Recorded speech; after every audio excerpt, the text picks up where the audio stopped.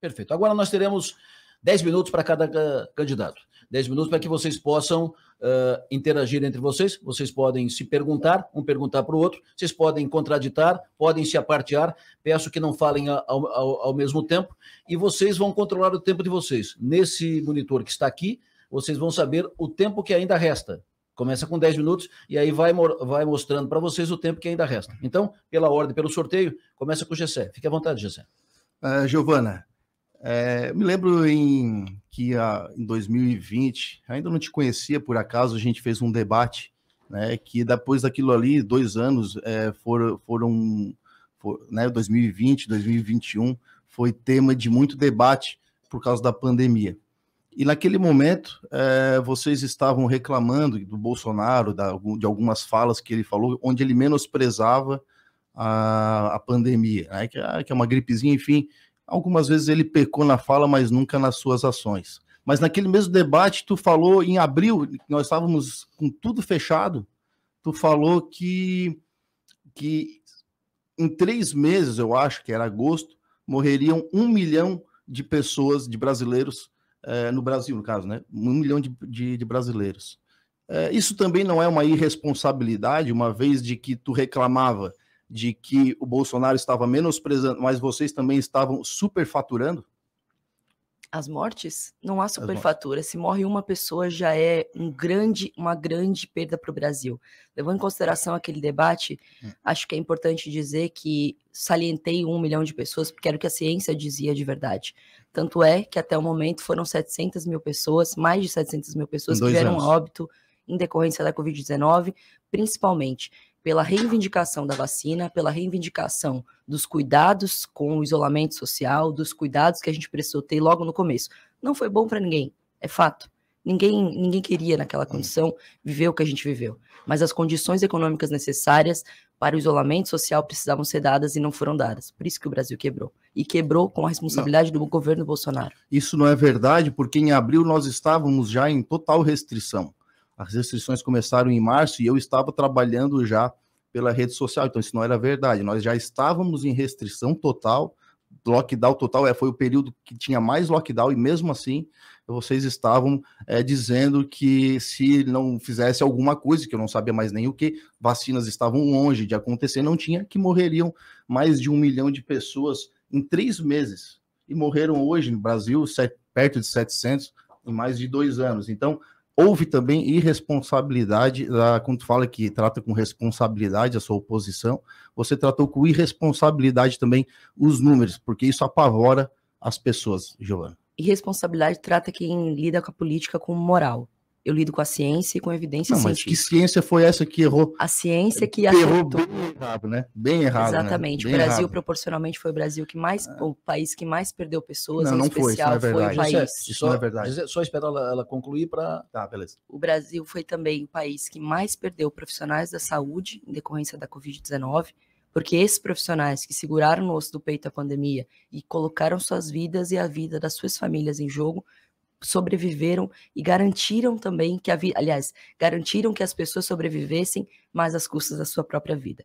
Foram mais de 800 profissionais de saúde, em especial enfermeiros, que vieram a óbito. Proporcionalmente é o país que mais morreu profissional de saúde e proporcionalmente também foi o país que mais morreram pessoas em decorrência da Covid. E o que faltou para os profissionais da saúde neste momento que morreram da Covid? O que faltou do governo federal? Nós sabemos bem, faltou insumos, não à toa que aqui mesmo na cidade a gente teve iniciativas de várias entidades para fabricação de máscaras, para fabricação de busca de insumos. Faltou, você olha que loucura, né, o que a gente viveu nesse momento. A pandemia trouxe para a gente a pior experiência do que um governo de retrocesso como o governo Bolsonaro poderia representar. Em 2016, o teto de gastos, que congelou investimentos para saúde e educação, já ocasionaria, muito antes da pandemia, graves retrocessos onde as crianças morreriam por disenteria, por desnutrição, causas que a gente havia superado há pouco tempo atrás. Levando tudo isso em consideração, é possível dizer que faltou para a gente máscara, faltou para a gente luva. Tu és profissional da odontologia, assim como eu, e sabe muito bem que uma caixa de luva custava R$10 e hoje está custando 50, porque a gente passou a ter que importar da China e depois teve um container roubado nos Estados Unidos. Nós sabemos disso. Tanto é que a desfaçatez do que aconteceu no Ministério da Saúde desqualificou o ministério que lutamos tanto para conquistar, um ministério técnico que trocou 4 vezes de ministro da Saúde, com escândalos, um escândalo atrás do outro, com o Pazuello, que não sabia nada de saúde, um ou outro com uma condição ainda pior de conduzir a pandemia para os piores registros, né? Porque não acreditavam na pandemia, negaram a vacina, não acreditavam na Covid-19. Você vê um presidente da República entregando medicamento para uma EMA. Isso parece, eu acho que nem os piores roteiristas do mundo poderiam, nem o Tarantino, talvez, né? Quem aqui conhece um pouquinho de cinema sabe que o Tarantino é um cineasta que sempre retratou filmes sanguinários, né? Filmes violentos. E foi o que o governo Bolsonaro acabou retratando para a vida dos brasileiros. Então, na verdade, quando a gente fala em trocas de ministro, isso eu vejo com muito bons olhos, porque quando tu tens autonomia nos teus ministérios, tu faz isso. Se um não está dando certo, ou não fez coisa boa, tu troca. Ao contrário do governo Lula, que era comprometido com os partidos políticos, e ele não tinha autonomia nenhuma com a escolha dos seus ministros. Então, se hoje tem troca de ministro, eu vejo com bons olhos, porque o presidente manda, ao contrário de quando tu vende, quando tu loteia os governos com partidos políticos, que aí tu não tem mais autonomia com quem vai ser o seu ministério, ser o seu ministro. Então eu vejo isso com muita qualidade. Se um não deu certo, outro vem para tentar fazer dar certo. Com relação aos insumos, agora o Bolsonaro é culpado por falta de insumo.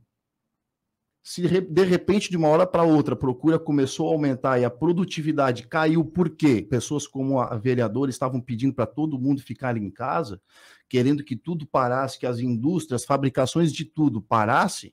É óbvio que isso, além de faltar no mercado, vai também aumentar a inflação. Porque a inflação, ela se dá em decorrência da falta do produto. E se o produto está em falta, porque pessoas como a vereadora queriam que fechasse tudo, parasse de produzir, é lógico que vai faltar insumo, tu vai ter que recorrer aos outros países e também vai acontecer a inflação. Isso é nítido e notório. Bom, vereador não, deputado, eu quero perguntar uma coisa para o senhor. O senhor é filiado a algum partido político? Se eu sou filiado? Sim. Sou, pera. Sim, porque essa é a democracia brasileira. A democracia brasileira, queiramos ou não, é feita através dos partidos. Sim. Acho que a condição das trocas de ministros, a gente sabe muito bem que não foi em decorrência de falta de qualidade de um, de outro. Foi justamente porque os ministros que passaram pelo ministério levaram a sério, né? O Mandetta levou a sério a pandemia e logo no começo o Bolsonaro começou a remediar e achar que era pouca coisa, não é importante. E quando tu trata, né, e aí ele foi trocando uma seguida da outra, o único país no mundo que trocou 4 vezes de ministro da Saúde. Nesse sentido, a gente também não pediu para fechar tudo sem condições de garantia econômica, por exemplo, para a população que trabalha na informalidade. Em 2019, eu quero entrar no... O que era garantia econômica? Garantia econômica do ponto de vista do auxílio emergencial, que era para ser... Posso terminar? Pode.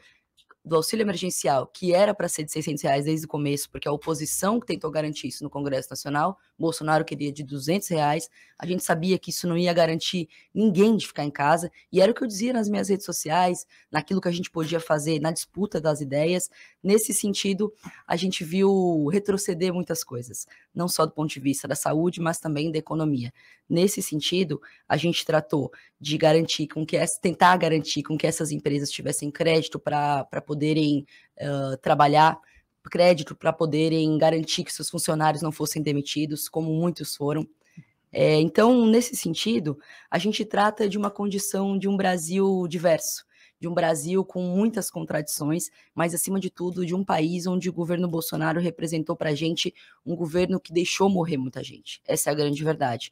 E deixou morrer por escolha, porque negou uma condição de vida, negou os insumos, e sim, é no Ministério da Saúde que a gente trata, inclusive, da distribuição. Por isso que eu falei no começo, respondi ao Piara, Adelor, que tratar de um possível governo Bolsonaro requer da gente responsabilidade para fazer oposição e cobrança lá em cima, independente de quem estiver. E farei isso independente do governo Lula, independente do governo Bolsonaro, como venho fazendo já há muito tempo. Esse que eu tenho medo do PT quando a gente fala em o PT retornar, né? Que para ela garantir a economia é garantir o auxílio a alguma coisa, como se isso fosse economia. Lógico que isso fomenta a economia, fomenta porque eles vão gastar, mas esse dinheiro vem de algum lugar, e vem dos impostos aqueles que as pessoas não estavam mais contribuindo, porque a contribuição do imposto é através do trabalho, do consumo. E se tu estás consumindo e não está produzindo, a inflação vai aumentar e é ruim para todo mundo. E quem paga mais impostos são os pobres. O auxílio de R$200, 500, 600 veio. O Bolsonaro não vetou. Se ele fez uma proposta de 200 é porque ele sabia que a Câmara ia aumentar. Se tu joga de 600, eles vão querer 800. Se tu joga de 800, eles vão querer 1.000. É assim. Então ele jogou lá embaixo porque ele sabia que ia vir aumento. E ele sancionou, não vetou, não reclamou. Ele fez o que tinha que ser feito. E veio. E eu sei os números que vieram para Santa Catarina. Foram mais de 10 bilhões em auxílio para Santa Catarina. Se não tivesse a pandemia, seriam 10 bilhões em investimento e desenvolvimento. Mas ele teve que passar por uma pandemia, fez o que tinha que ser feito para as pessoas fazerem críticas bobas, né? E irresponsáveis. E falar que tudo é culpa do governo no que diz respeito às práticas de fecha tudo, os prefeitos e os governadores tinham autonomia maior do que o governo federal. Por que não reclama do prefeito? Tu estás aqui na Câmara, reclama do prefeito que não fez a restrição que tu queria. Por que não reclama do governador? Eu reclamava, mas ao contrário, da quantidade de restrição. Mas ele estava aqui perto. Por que vão reclamar lá do Bolsonaro, que tinha menos autonomia com relação a prefeito e governador na pandemia? Eu tenho aqui os números. Foram mais de 10 bilhões em auxílio emergencial. Está aqui. Mais de 10 bilhões em auxílio... foram mais de 9 bilhões em auxílio emergencial só para Santa Catarina.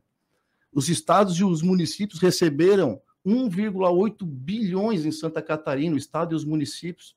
Aí eles não precisavam fazer investimento na pandemia. E aí o que sobrava para eles? Fazer a calçada, fazer a ponte e continuar a sua vida normal, porque o governo Bolsonaro estava fazendo o que tinha que ser feito.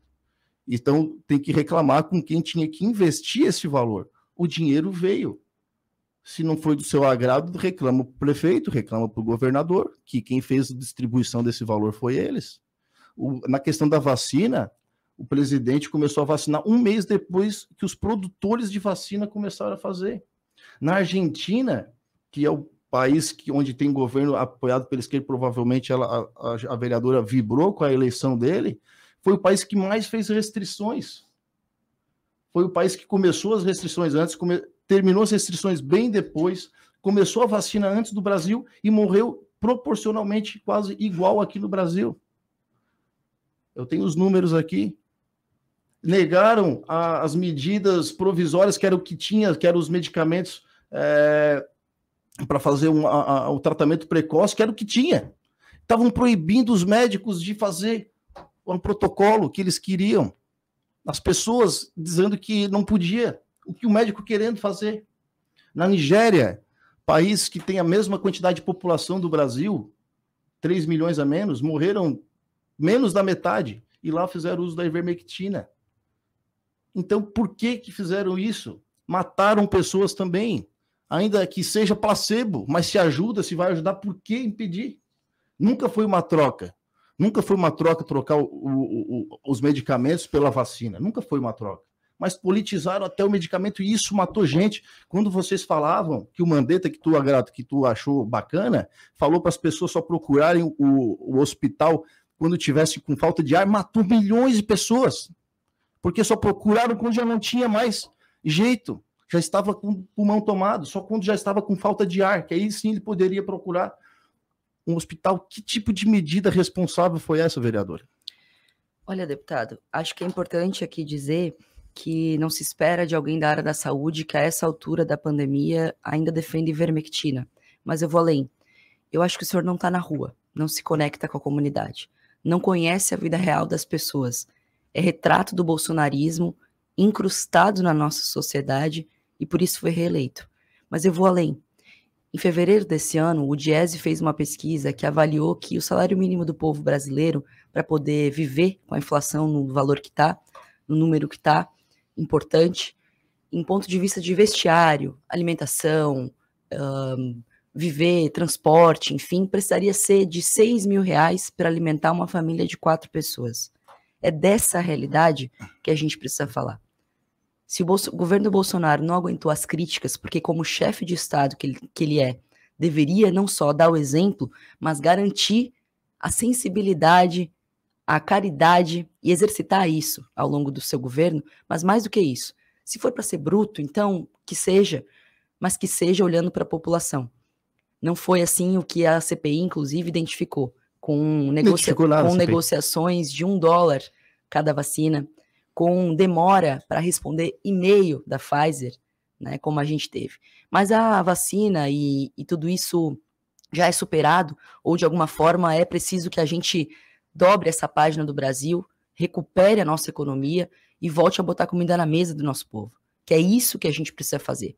E falar desse lugar é falar de quem conhece a rua, de quem está todos os dias entendendo que tem gente com energia desligada, passando dificuldade nas nossas cidades, e você provavelmente não conhece nem o bairro. Vereadora, não fala coisa que tu não sabe, porque tu não dorme comigo para dizer se eu estou na rua graças ou não. A Deus, graças né? a Deus, graças a Deus. Tu não dorme comigo, então tu não sabe o que eu faço da minha vida. Então tu não fala, tu não fica cogitando coisas que tu não sabe. Com relação a se eu fui reeleito com quase o dobro do voto que eu fiz. Sim, na primeira oportunidade foi uma onda, mas na segunda foi meu trabalho. O meu trabalho que eu fiz, eu sim, fui para a rua, sim. A CPI não mostrou nada, cadê os inquéritos? Cadê os inquéritos da CPI? Cadê o processo? Cadê qualquer coisa que a CPI fez? Só perdemos tempo. Foi usado para fazer política em cima de mortes de pessoas. Vocês são canalhas que fizeram com a população brasileira. Querer botar na conta de um presidente dos 700 mil mortos, nem foi 700 ainda, né? 680 e poucos. E já estão botando o troquinho para as próximas, já também colocar na conta do presidente. Então foi muita sacanagem da oposição, que também tem culpa por tudo, inclusive pela economia, que está crescendo. E eu tenho os números aqui. Adelor, eu quero fazer uma provocação para a população que está nos ouvindo, um desafio, porque eu não costumo pregar para convertido. Eu quero falar com a população e quero desafiar a todos vocês a pegarem a carteirinha de vacinação e verem a data do dia da vacinação. Qual o mês que passaram a ser vacinados? Tem gente sem a 4ª dose, inclusive faço aqui um chamado para que as pessoas possam fazer. Isso deveria ser impedido, inclusive. Isso é um absurdo, né? É um absurdo um profissional da saúde não se vacinar. Mas aí é escolha, né? É escolha. Uhum. E tá tudo bem. Uhum. Eu acho que esse é o jogo do governo Bolsonaro. Levar a população à desinformação e fazer com que todo mundo mingue e não reconheça os retrocessos que ele representou para o Brasil. E ele representou não só retrocesso do ponto de vista moral, porque eu costumo dizer, Adelor, que se fosse só aquele conjunto de opiniões lá dentro do cercadinho, pouco me importava, porque de grosseirão o Brasil tá cheio, né? Tá aqui nessa mesa, inclusive. Nesse sentido, eu vou muito além. Eu vou além porque eu quero falar com as pessoas que estão nesse momento nos ouvindo e sabem que a vacinação não veio fácil. Não veio porque o Bolsonaro decidiu dar a vacina para todo mundo. Foi por muita reivindicação. E nesse sentido, volto a falar. Você conhece a rua? Então me mostra. Mostra que você conhece a rua e me diga como que a população está sobrevivendo, gente trabalhando na informalidade, gente desempregada, que não vê perspectiva a mais de uma carteira assinada ser valorosa para sua vida. E eu quero saber por quê. Porque os retrocessos dos governos que trouxeram a reforma trabalhista e a reforma da Previdência, a gente sabe muito bem quem foi. Olha, é melhor ser grosseiro e honesto do que ser bonzinho e vagabundo. Né? Nós temos um presidente austero com dinheiro público, que isso que importa. O governo que você defende não é democrático, usou dinheiro público para comprar o parlamento, através de movimentações ilícitas. Né? Então não podemos comparar. Se esse for a comparação, então eu já ganhei o debate. A CPI, como eu falei, não mostrou nada. Não mostrou absolutamente nada. Bom, eu vou usar esses 5 segundos para dizer o seguinte: orçamento secreto Bolsonaro no Google, fácil. Estava esperando por isso. Orçamento secreto não é ilícito. Pode até ser imoral se ele usou para comprar votos. Se, mas é como se fosse uma emenda impositiva, é como se fosse os PIX do governador Moisés. Pode até ser imoral, mas não é ilícito. Não compare com as corrupções do Petrolão e do Mensalão do governo PT. Bom, terminou o tempo da vereadora Giovana, o senhor tem 6 segundos ainda. Não, tá tudo bem. Vamos para a próxima. Então tá bom.